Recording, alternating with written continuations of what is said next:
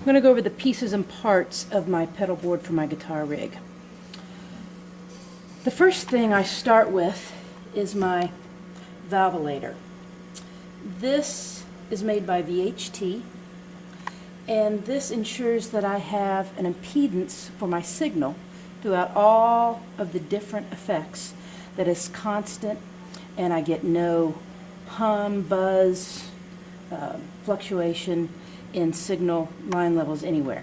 So this gives me a nice steady current to run through all of my pedals. So I have a wireless unit, Sennheiser, and my guitar actually plugs into this first, but then the first chain of events happens with the valvulator. From the valvulator, I come into this Deja Vibe. This is you can make it a chorus or a vibe. I set it on the vibe setting and on the vintage setting. And this really, I put it up very slow and I keep it on all night long. It gives me a slight boost. I have the intensity all the way up, the volume to where I've just got a slight boost. From here, I go into the line 6 modulation, where I've got a chorus, a flange, roto vibe, and a Leslie. I use this very little, very, very little, but it's there if I need it. From here, I go into my Vox vintage wah pedal. It's a reissue. From my wah pedal, I go into 2 tube screamers. And I've used 2 tube screamers in line with each other for a number of years now. One of the biggest struggles I think any guitar player has that tries to get sustain and kind of a fat sound is how to do it without too much volume. So I'll get into my amplifier here in a minute, but I use a Fender Deluxe, which is about a 22 watt amp, and I use an external speaker cabinet. But I put it on about 3 as far as the volume goes. But if I use these 2 tube screamers in line with each other, I get plenty of sustain. My guitar sings like crazy, and I can do all of that at a low volume. The first one, the drive is set at noon, the tone is set at 10 a.m., and the level is set at unity. The second one, the drive is set at 3 p.m., the tone also at 10 a.m., and the level at unity. Now if I'm doing a really clean song where I want just a little bit of overdrive, I turn this one off and kick it back on for the lead. And I only do that really, for the most part, in a typical show once during the night when we do What in the World. It starts out with a nice clean guitar. And by running these kind of first in the chain, I always put my modulation first, then the wah pedal. But then I start getting into the meat of my sound. By putting these first, before the delays or anything, and before my volume pedal, if I roll the volume off on my guitar, then I'm putting less signal into the distortion units, and I can control not just my volume, but the amount of distortion or overdrive that comes out of them. So I can clean up my sound by turning down my volume, and then when I open my guitar wide open, I've got full tilt overdrive. So from here, I go into my volume pedal, and I go from my volume pedal into my 2 delays. I've got a line 6, one set for a semi-quick kind of a bat, bat, bat, bat delay, and then a long delay. It's like bat, bat, bat. It's fairly long. And then I have this Memory Man. I love this. It's a weird sounding pedal, and it's really great for just that.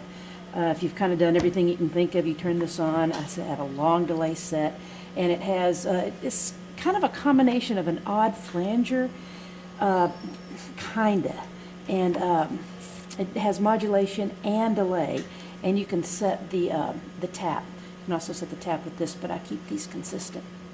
So this is my go-to delay, and I use it on and off all night long. This is my crazy delay. And from here, the last thing in the chain is my harmonizer. And I use this for just a fifth below. There's a couple of songs that I've built leads around. Sister's Got a Problem and Is There Any Reason, which is from Speechless, that I use a lead that was built with a harmonizer. So my reason for putting my delay unit before either one of these delays is so I can get the volume swells or that violin effect. Because when I send a volume signal through here and then cut it off, once it goes to the delay, it keeps going. And I cut it off, so it goes wah, wah, wah, wah, wah. It's a really nice effect, but you have to use a volume pedal before the delay, or you can use your volume knob on your guitar. But I've never really developed that, a feel for that. One of the first pedals I ever got, somebody bought me a volume pedal. And the next one I got, besides a distortion unit, was a delay, and so I just learned to use my foot a long time ago. I do have a pedal power by Voodoo Lab, which powers all of my units. And this one is the Pedal Power Plus, and there's two attenuators on the last two power sources that allow me to turn the voltage down slightly. So on the 9 volts that I send to my Vox wah, I turn it back to probably about 7 1/4 to 7 3/4, right in that area, and it sweetens this up. It's not getting a full 9 volts, and so it just makes it kind of sag, and it's got a nice sweet sound. I really like using that with this. I got a couple of the Fender Deluxe reissues. I love them. They're very dependable. All I have to do is retube them, and I mean, these are workhorses. I've got 2 that I carry in the truck in case one should happen to go down. I think that's happened once in like 6 or 7 years, and it was a matter of just needing new tubes. And I like this Mesa Boogie. I have 2 of these. This one has a closed back. I've got one with a half back at home.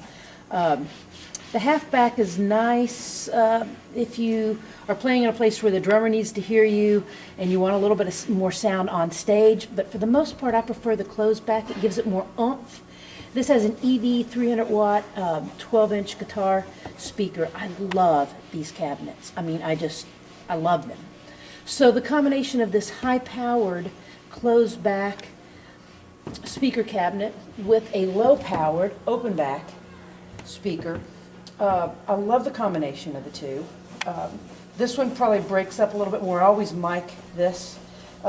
Now tonight the sound man has a mic on this bottom one. Seldom do I have anybody mic that one because most of my sound just comes out of here as far as for the PA.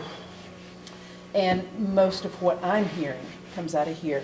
This just kind of fills out the sound, rounds it on the stage. And then I've got a grandma, which is a piece of wood with like foam that this sits on, because every stage is a little bit different. Some are hollow, some are solid, some are wood, some are carpeted. This gives me a little bit more consistent sound in the different environments. Every room sounds different, every stage sounds different. This gives me a little bit of consistency, and I really, really like that. It's made a big difference. Also, by pushing this amp a little bit harder by adding an external speaker cabinet, it causes this amp to work a little bit harder, so it'll break up a little bit more. I turn the volume and intensity. I never use tremolo. I put my reverb just slightly past 2.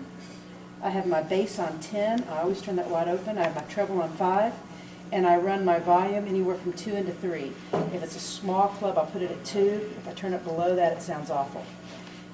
3 is its sweet spot, right? Just before and just after 3 are the sweet spot for this amp with this particular setup.